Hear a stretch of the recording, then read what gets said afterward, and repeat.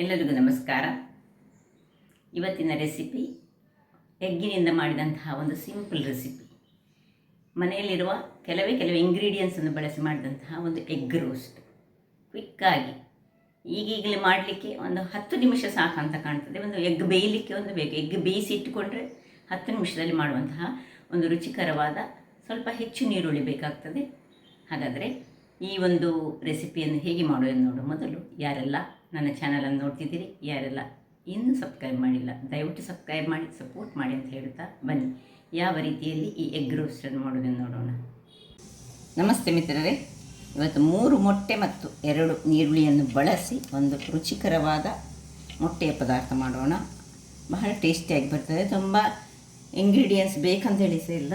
ಈಗ ಮೊದಲಿಗೆ ನಾನಿಲ್ಲಿ ಮೊಟ್ಟೆಯನ್ನು ಬೇಯಿಸ್ಕೊಳ್ತೇನೆ. ಸುರಿಗೆ ಒಂದು ಕಲ್ಲಿನಷ್ಟು ಉಪ್ಪನ್ನು ಹಾಕ್ಕೊಳ್ತಿದ್ದೇನೆ. ಉಪ್ಪನ್ನು ಹಾಕಿ ಈ 3 ಮೊಟ್ಟೆ ಬೇಯಲಿ. ಬೆಂದ ಮೇಲೆ ಏನೆಲ್ಲ ಸಾಮಗ್ರಿಗಳು ಬೇಕೆಂದು ನೋಡ್ಕೊಳ್ಳೋಣ. ವೀಕ್ಷಕರೇ, ಮೊಟ್ಟೆ ರೆಡಿ ಆಯಿತು. ಬಿಸಿ ಬೆಂದು ಸಿಪ್ಪೆ ಸಹ ತೆಗೆದಿಟ್ಟೆ. 2 ದೊಡ್ಡ ದೊಡ್ಡ ನೀರುಳ್ಳಿಯನ್ನು ಹೀಗೆ ಸ್ಲೈಸ್ ಮಾಡಿ ಇಟ್ಕೊಂಡಿದ್ದೇನೆ ನೋಡಿ, ಈ ರೀತಿಯಲ್ಲಿ. ಕೊತ್ತಂಬರಿ ಸೊಪ್ಪು ಉಂಟು, ಕರಿಬೇವಿನ ಸೊಪ್ಪು, ಮತ್ತು ಇದಕ್ಕೆ ಇನ್ನು ಹೆಚ್ಚಿನ ಸಾಮಗ್ರಿ ಬೇಡ, ಕ್ವಿಕ್ಕಾಗಿ ಮಾಡುವಂಥದ್ದು. 1.5 ಚಮಚದಷ್ಟು ಟೀ ಸ್ಪೂನ್ನಷ್ಟು ಸಾರಿನ ಪುಡಿ ಇದ್ದರೆ ಸಾಕು, ಮನೆಯಲ್ಲಿರುವಂಥದ್ದೇ. 1 ಚಮಚದಷ್ಟು ಈ ಚಿಕನ್ ಮಸಾಲ ಪುಡಿ, ಯಾವ ಚಿಕನ್ ಮಸಾಲ ಪುಡಿ ಸಾಕ್ತದೆ ಹಾಕಿದರೆ ಆಯಿತು. ಒಂದು ಖಾರ ಹೆಚ್ಚು ಬೇಕಿದ್ದರೆ ಇದನ್ನು 2 ಚಮಚ ಹಾಕಿ ಇದನ್ನು 1.5 ಚಮಚದಷ್ಟು ಹಾಕ್ಕೊಳ್ಳಿ. ಮತ್ತು ಇನ್ನು ನೋಡಿ, ಖಾರಕ್ಕೆ ನಾವು ಮೇಯ್ನಾಗಿ ಬೇಕಿರುವುದು ಇದರಲ್ಲಿ 3/4 ಚಮಚದಷ್ಟು ಕರಿಮೆಣಸು. ಸ್ವಲ್ಪ ಖಾರವಾದ ಈ ಒಂದು ಮೊಟ್ಟೆಯ ರೆಸಿಪಿ. ಇದಿಷ್ಟೇ ಸಾಕಾಗ್ತದೆ. 1 ಚಮಚ ಇದಾದರೆ 1.5 ಚಮಚ ಸಾರಿನ ಪುಡಿ ನೋಡಿ. ಇದನ್ನು ಸ್ವಲ್ಪ ನಾವು ಇದಕ್ಕೆ ಸ್ವಲ್ಪ ಕಟ್ಸನ್ನು ಹಾಕ್ಕೊಂಡಿಟ್ಕೊಳ್ಳೋಣ. ಸುಲಭ ರೀತಿಯಲ್ಲಿ ಮಾಡುವಂತಹದ್ದು ಇದು. 3ಕ್ಕೆ ಸಹ ಕಟ್ಸನ್ನು ಹಾಕ್ಕೊಂಡು ಇಟ್ಕೊಳ್ತೇನೆ ನಾನು. ಈಗ ಇಲ್ಲಿ ಒಂದು ಬಾಣಲೆಯನ್ನು ರೆಡಿ ಮಾಡಿಟ್ಟಿದ್ದೇನೆ. ಬಾಣಲೆ ಬಿಸಿ ಆಗುವಾಗ ಅದಕ್ಕೆ ಎಣ್ಣೆ ಸಹ ಹಾಕ್ಕೊಳ್ಬೋದು, ತುಪ್ಪ ಸಹ ಹಾಕ್ಬೋದು, ಯಾವ ಸಹ ಆಗ್ತದೆ. ನಿಮಗೆ ಬೇಕಿದ್ದ ರೀತಿಯಲ್ಲಿ ಮಾಡ್ಕೊಳ್ಬೋದು. ತುಂಬ ಬೇಡ, 1.5 ಚಮಚದಷ್ಟು ಅಥವಾ 2 ಚಮಚದಷ್ಟು ಹಾಕ್ಕೊಳ್ಳಿ. ಅದು ಬಿಸಿ ಆಗುವಾಗ ಸಾಸಿವೆ ಉಡಿದಿ. ಸಾಸಿವೆ ಉಳಿಯುವಾಗ ಚೂರು ಮಾಡಿಕೊಂಡಂತಹ ಕರಿ ಲೀವ್ಸ್. ಸಾಸಿವೆ ಹೊಡಿತಾ ಬಂತು. ಈಗ ನೀರುಳ್ಳಿ, 2 ನೀರುಳ್ಳಿ ನಮಗೀಗ ಬೇಕು. ಈ ಹದಾ ನೀರುಳ್ಳಿಯನ್ನು ಸ್ವಲ್ಪ ಹೀಗೆ ಬಾಡಿಸ್ಕೊಳ್ಳೋಣ. ಹೀಗೆ ಬಾಡಿಸ್ಕೊಳ್ಳುವಾಗ ಮೇಲಿನಿಂದ ನಾವು ಸ್ವಲ್ಪ 1 ಚಮಚದಷ್ಟು ನಾನೀಗ ತುಪ್ಪವನ್ನು ಹಾಕ್ಕೊಳ್ತಿದ್ದೇನೆ. ಅದಕ್ಕೆ ಸಿಂಪಲ್ ಆದ ಮತ್ತು ಮನೆಯಲ್ಲಿರುವ ಇಂಗ್ರೀಡಿಯೆಂಟ್ಸನ್ನೇ ಬಳಸಿ ಮಾಡುವಂತಹ ಒಂದು ರುಚಿಕರವಾದ ಮೊಟ್ಟೆಯ ಪದಾರ್ಥ. ಈ ರೆಸಿಪಿಯಲ್ಲಿ ನಾನು 3 ಮೊಟ್ಟೆ ತಗೊಂಡಿದ್ದೇವೆ. 6 ಮೊಟ್ಟೆ ಸಹ ತಗೊಳ್ಬೋದು. ಇದು 3ರಿಂದ 6 ಮೊಟ್ಟೆಗೆ ಆಗ್ತದೆ, ಸಾಕಾಗ್ತದೆ. ನೀರುಳ್ಳಿ ಸ್ವಲ್ಪ ಒಂದು ಗೋಲ್ಡನ್ ಬ್ರೌನ್ ಆಗೋ ತನಕ ನಾವು ಇದನ್ನು ಸ್ವಲ್ಪ ಹುರಿದುಕೊಳ್ಳೋಣ. ಇಲ್ಲಿ ಇರುವುದು ನೀರುಳ್ಳಿಯನ್ನು ಹುರಿಯುವುದು ಮಾತ್ರ. ಸ್ವಲ್ಪ ಪರಿಮಳಯುಕ್ತವಾಗಿ ಗೋಲ್ಡನ್ ಬ್ರೌನ್ಗೆ ಬರಬೇಕಿದು, ಅಷ್ಟು ತನಕ ಕಾಯೋಣ.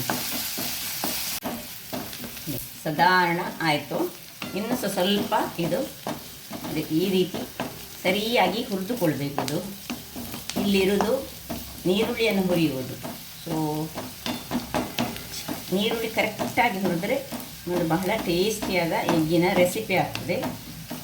ಎಗ್ ರೋಸ್ಟ್ ಅಂತ ಸಹ ಕರಿಬೋದು ಇದನ್ನು. ಈಗ ಇಲ್ಲಿ ಇಷ್ಟಾಗುವಾಗ ನೋಡಿ, ಸಾಧಾರಣ ಫ್ರೈ ಆಯ್ತಿದೆ. ಈಗ ಸಾರಿನ ಪುಡಿ ನಿಮ್ಮ ಹತ್ರ ಇರದಿದ್ದರೆ ನೀವು 1.5 ಚಮಚದಷ್ಟು ಮೆಣಸಿನ ಪುಡಿ, 1 ಚಮಚದಷ್ಟು ಜೀರಾ ಪುಡಿ, ಅರ್ಧ ಚಮಚದಷ್ಟು ಜೀರಾ ಪುಡಿ, 1 ಚಮಚದಷ್ಟು ಕೊತ್ತಂಬರಿ ಪುಡಿ ಹಾಕಿದರೆ ಸಹ ನಡೀತದೆ.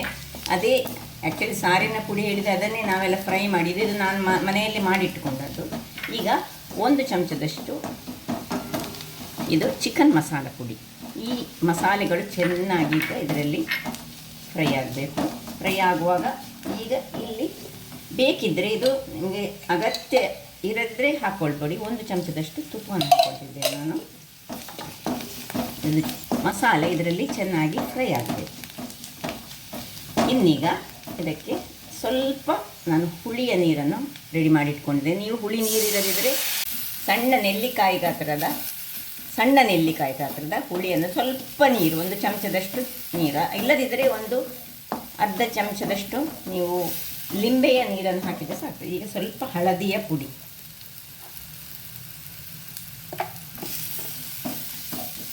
ಇಷ್ಟನ್ನು ಹಾಕಿ ಒಂದು ಅರ್ಧ ಲೋಟದಷ್ಟು ನೀರನ್ನು ಹಾಕೊಳ್ತಿದ್ದೇನೆ. ನೋಡಿ, ಅರ್ಧ ಲೋಟ ನೀರು ಹಾಕ್ಕೊಂಡೆ ನಾನು. ಇದು ಸ್ವಲ್ಪ ಗಟ್ಟಿಯಾಗಿ ಇರಬೇಕು. ಇದೊಂದು one type of roast. So ವೀಕ್ಷಕರೇ ನೋಡಿ, ಹೀಗೆ ಇದು ದಪ್ಪದಲ್ಲಿರುತ್ತೆ. ಅದು ಒಳ್ಳೆ ಕುದಿಬೇಕಿದೀಗ. ಕುದ್ದಾಗ ಹೀಗೆ ಸ್ವಲ್ಪ ಕೊತ್ತಂಬರಿ ಸೊಪ್ಪು, ಒಮ್ಮೆ ಸ್ವಲ್ಪ ಇದ್ದಷ್ಟು ಸ್ವಲ್ಪ ಸುರಿಗೆ ಹಾಕ್ಕೊಳ್ಳಿ. ಸ್ವಲ್ಪ ಕೊತ್ತಂಬರಿ ಸೊಪ್ಪು ಹೆಚ್ಚಿದ್ರೆ ಒಳ್ಳೆಯದ. ಈಗ ಉಪ್ಪು, ಕೊನೆಯದಾಗಿ ಈಗ ಉಪ್ಪನ್ನು ಹಾಕೋಣ.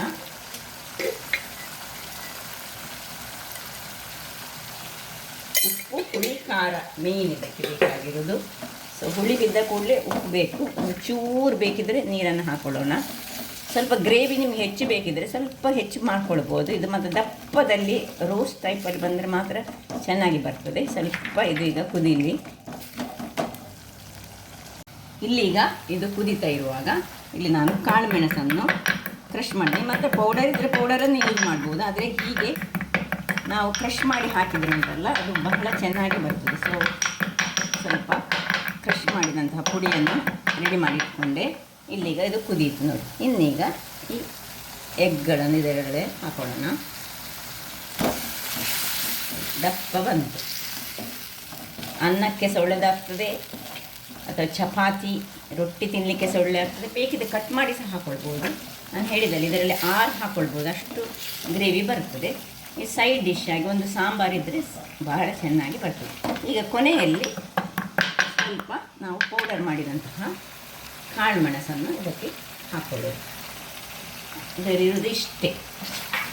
ಸೊ ಅರ್ಧ ಚಮಚದಷ್ಟು ಕಾಳು ಮೆಣಸು ಹಾಕಿದರೆ ಬಹಳ ಒಂದು ರುಚಿಕರವಾದ ಗ್ರೇವಿ ರೆಡಿಯಾಯಿತು. ರೋಸ್ಟ್ ಅಂತ ಹೇಳ್ಬೋದು ನೋಡಿ, ದಪ್ಪದಲ್ಲಿ ಬಂತು. ಈಗ ಕೊನೆಗೆ ಕೊತ್ತಂಬರಿ ಸೊಪ್ಪು ಮೇಲಿನಿಂದ ಉದಿಸ್ಕೊಳ್ಳೋಣ. ರುಚಿಯಾದ ಎಗ್ಗಿನ ಒಂದು ರೋಸ್ಟ್ ರೆಡಿ ಆಯಿತು. ಸರ್ವ್ ಮಾಡೋಣ ವೀಕ್ಷಕರೇ. ನೋಡಿ, ಸರ್ವ್ ಮಾಡೋಣ. ಏನು ಚೆನ್ನಾಗಿ ಬಂದಿದೆ ನೋಡಿ. ರುಚಿ ಅಂತೂ ಅದ್ಭುತವಾಗಿರ್ತದೆ. ಏನಿಲ್ಲ, ಸಿಂಪಲ್ಲಾಗಿ ಮನೆಯಲ್ಲಿರುವ ಕೆಲವೇ ಇಂಗ್ರೀಡಿಯೆಂಟ್ಸಲ್ಲಿ ಮಾಡುವಂತಹ ಒಂದು ರುಚಿಕರವಾದ ಎಗ್ಗಿನ ಕ್ವಿಕ್ಕಾಗಿ ಆಚಿಂದ ಆಫೀಸ್ನಿಂದ ಬಂದು ಕೂಡಲೇ ಮಾಡ್ಬೋದು. ಬ್ಯಾಚುಲರ್ಸ್ಗಂತೂ ಹೇಳಿ ಮಾಡಿಸಿದಂತಹದ್ದು. ಸೊ ನೋಡಿದಿರಲ್ಲ ವೀಕ್ಷಕರೇ, ಸುಲಭ ರೀತಿಯಲ್ಲಿ ಮಾಡುವಂತಹ ಒಂದು ಎಗ್ಗಿನ ರೋಸ್ಟ್ ರೆಡಿಯಾಗಿದೆ. ಹಾಗಾದರೆ ನನ್ನ ಈ ಕುಕಿಂಗ್ ಚಾನಲ್ ನಿಮಗೆ ಇಷ್ಟ ಆದರೆ ಬೋಡೂರು ಸೋನ್ ಚಾನಲನ್ನು ಲೈಕ್ ಮಾಡಿ, ಶೇರ್ ಮಾಡಿ ಹಾಗೂ ಸಬ್ಸ್ಕ್ರೈಬ್ ಮಾಡಿ, ಹಾಗೂ ನನ್ನ ಇನ್ಸ್ಟಾಗ್ರಾಮ್ ಪೇಜನ್ನು ಫಾಲೋ ಮಾಡಿ. ಧನ್ಯವಾದಗಳು.